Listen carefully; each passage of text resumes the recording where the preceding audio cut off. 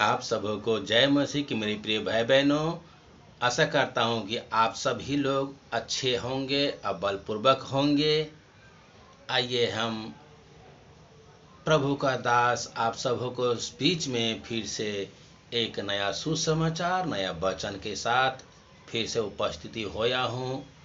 आइए मैं आज के वचन के लिए शुरू करेंगे। आज का हमारा टॉपिक होगा हमारा शत्रु कौन है। आज का यही हमारा संदेश है कि हमारा शत्रु कौन है, यानी हमारा बोले तो दुश्मन कौन है।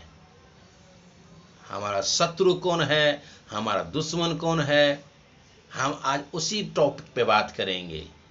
यस मेरे प्रिय बहनों, सो हमें उस पे बात करने के लिए हमें लेकर चलेंगे प्रभु का हमें वचन। हम प्रभु का वचन से चलेंगे, हम अपने जुबान से कुछ नहीं कहेंगे। हमें प्रभु का वचन बताएगी कि हमारा दुश्मन कौन है, हमारा शत्रु कौन है। आज हम उसी पे टॉपिक पे बात कर। आइए मैं स्टार्ट करता हूँ। Praise the Lord. मैं आप सबों से निवेदन करता हूँ कि यह वचन शुरू से लेके और अंत तक आप सुनिए, ताकि आप सब लोग जानेंगे कि प्रभु का वचन हमें कितना अनमोल बातें और कठिन बातें और कितना समझ की बातें और ज्ञान के बातें सिखाती है। Praise the Lord. आइए मैं वचन से देखेंगे। यशाया 41 अध्याय उसका 10 पद में हमें प्रभु का वचन क्या कहते हैं। आइए मैं वचन से देखेंगे। देख, जो तुझसे क्रोधित है वे सब लज्जित होंगे, जो तुझसे झगड़ते हैं उनके मुंह काले होंगे और वे सब नाश होकर मिट जाएंगे। यस मेरे प्रिय भाई बहनों, सो हमें किसी से दुश्मनी नहीं है। हमारा शत्रु जो है हमसे कितना भी बैर रखेंगे वो अपने आप ही नाश होके और मिट जाएंगे। आइए हम अगले वचन से देखेंगे। रोमियो 16 अध्याय उसका 20 पद से देखेंगे। शांति का परमेश्वर शैतान का तुम्हारे पांव के नीचे शीघ्र कुचल देगा। हमारे प्रभु यीशु मसीह का अनुग्रह तुम पर होता रहे। हमारा प्रभु आप ही हमारे साथ उसको लड़ने के लिए तैयार है। यस मेरे प्रिय बहनों, हमें लड़ने की कोई जरूरत नहीं है। हमारे जो शैतान है, हमारे जो शत्रु है, उससे लड़ने के लिए हमारा प्रभु पहले से तैयार है, क्योंकि हमारा प्रभु का वचन बता रही है शांति का राजकुमार है वो। हमारा प्रभु जो है शांति का राजकुमार है। शैतानों को तुम्हारे पांवों को नीचे शीघ्र कुचल देगा। हमारे प्रभु यीशु मसीह का अनुग्रह तुम पर होता रहे। क्योंकि हम प्रभु को आराधना में खाली लगे रहे, वह प्रभु हमारा ध्यान रखता है। हमारा शत्रु को वह खुद ही हमारे पांव के नीचे से कुचल देगा। Praise the Lord, hallelujah. Yes मेरे प्रिय बहन, आइए मैं तीसरा वचन देखेंगे। 2 कुरिन्थियों 2:10 का 4 पद। क्योंकि हमारा लड़ाई के हथियार सरीखा नहीं, पर भालों या गढ़ों के ढा देने के लिए परमेश्वर के द्वारा सामर्थी है। हमारा हथियार कौन सा होना चाहिए लड़ने के लिए? भाला, गरास, तलवार, छुरा, गदा, तीर, धनुष नहीं होना चाहिए। हमारा जो है हथियार कौन सा होना चाहिए? केवल प्रभु का वचन। हम प्रभु का वचन के द्वारा सब कुछ पराजित कर सकता हूं।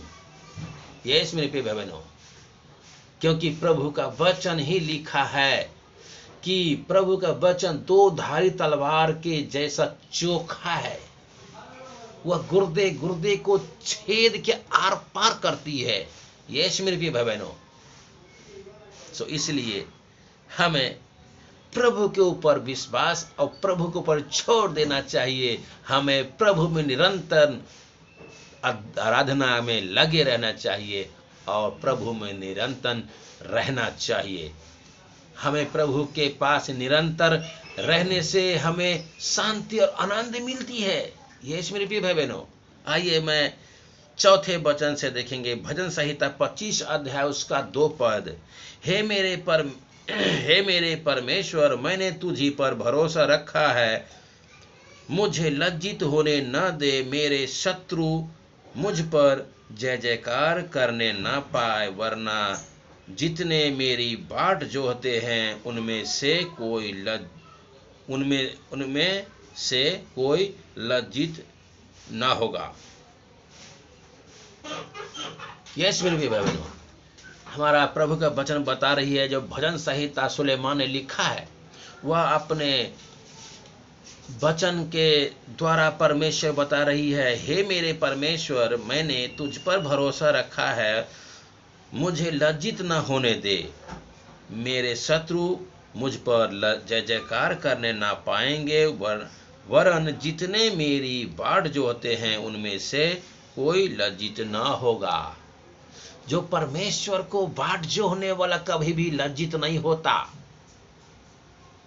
यस मेरे भाई बहनों, इसलिए प्रभु का कलाम हमें बता रही है, तुम मुझ पे भरोसा रख, मैं तुमको कभी लज्जित नहीं होने दूंगा। आइए मैं अगले वचन से देखेंगे और आखिरी होगा इफिसियों 10 अध्याय उसका 10 पद से लेके 12-13 पद आपके पास सामने सुनाने जा रहा हूं।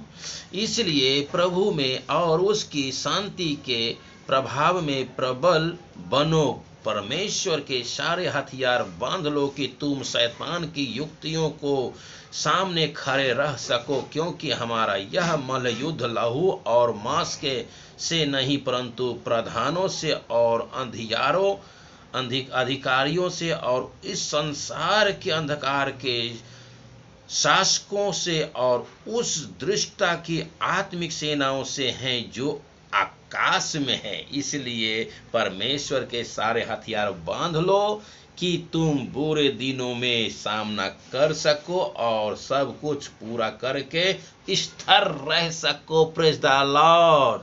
यस मेरे बहनों, हमें प्रभु का वचन सिखा रही है, हमारा दुश्मनी, हमारा शत्रु इंसान नहीं है। हमारा शत्रु कौन है?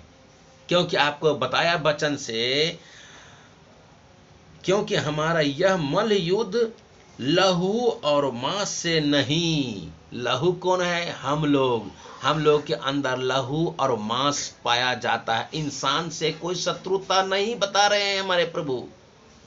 हमारे प्रभु का वचन बता रही है कि हमें मनुष्य कोई दुश्मनी नहीं है, कोई निंदा शिकायत नहीं है, कोई शत्रुता नहीं है। हमारा शत्रुता कौन है?